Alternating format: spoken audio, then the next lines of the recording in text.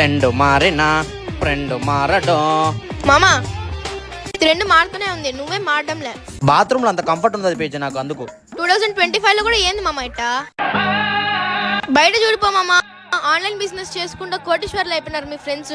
నువ్వేమో ట్రెండ్ మారినా నేను మారను అనుకుంటా కూర్చున్నావు. పెద్దలు చెప్పిందే కదా పేక్షి, చదువుకో, జాబ్ తెచ్చుకో, పెళ్లి చేసుకో, సంతోషంగా ఉండని చెప్పేసి. ఇప్పుడు జాబ్ కాదు మామ, ట్రెండ్. Business trend. బిజినెస్ చేస్తేనే నువ్వు పైకి వస్తావు.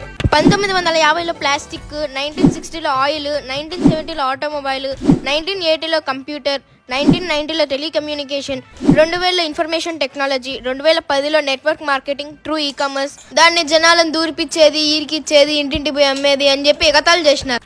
ఇప్పుడు కోట్ల సంపాదిస్తున్నారు వాళ్ళు. ఇప్పుడు ట్రెండ్ ఏందో తెలుసా? Direct selling.